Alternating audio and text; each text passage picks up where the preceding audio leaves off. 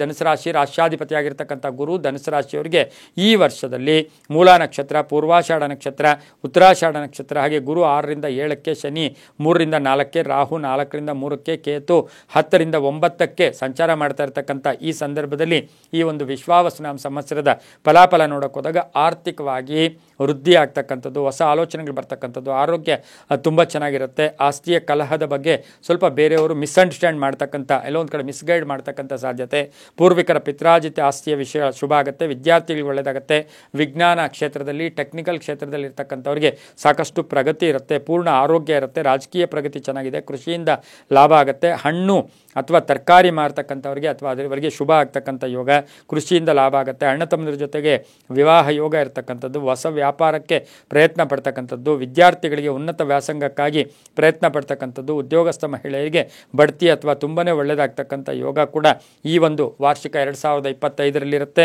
ಇನ್ನು ಈ ವರ್ಷದಲ್ಲಿ ಈ ಒಂದು ಧನುಸು ರಾಶಿಯವರು ದಕ್ಷಿಣಾಮೂರ್ತಿ ಸ್ತೋತ್ರ, ಓಂ ನಮೋ ಭಗವತೆ ದಕ್ಷಿಣಾಮೂರ್ತಯೇ ಮಹ್ಯಂ ಮೇಧಾಂ ಪ್ರಜ್ಞಾಂ ಪ್ರಯಚ್ಛ ಸ್ವಾಹ, ಈ ಮಂತ್ರವನ್ನು ಹೆಚ್ಚಾಗಿ ಹೇಳ್ಕೊಂಡಷ್ಟು ಶುಭ ಆಗ್ತಕ್ಕಂಥ ಯೋಗ. ಈ ರಾಶಿಯವರಿಗೆ 5 ಮತ್ತು 3 ತಮ್ಮ ಅದೃಷ್ಟದ ಸಂಖ್ಯೆಗಳಾಗಿರುತ್ತೆ. ಧನುಸು ರಾಶಿಯವರಿಗೆ, ಈ ರಾಶಿಯವರಿಗೆ ಸಾಧ್ಯವಾದಷ್ಟು ಹಳದಿ ಮತ್ತು ಗುಲಾಬಿ ಬಣ್ಣವನ್ನು ಉಪಯೋಗಿಸ್ಕೊಂಡಿದ್ದಾದರೆ ತುಂಬಾ ಒಳ್ಳೆಯದಾಗುತ್ತೆ. ಈ ರಾಶಿಯವರಿಗೆ ಆದಾಯ 5 ಇರುತ್ತೆ, ವ್ಯಯ ನೋಡೋಕ್ಕೆ ಹೋದಾಗ ಅದು ಸಹ 5 ಇರುತ್ತೆ. ಅಂದರೆ ಆದಾಯನೂ ಇದೆ, ಖರ್ಚು ಇರ್ತಕ್ಕಂಥ ವರ್ಷ ಕೂಡ ಒಂದು ಧನುಸು ರಾಶಿಯವರಿಗೆ ಇರ್ತಕ್ಕಂಥದ್ದು.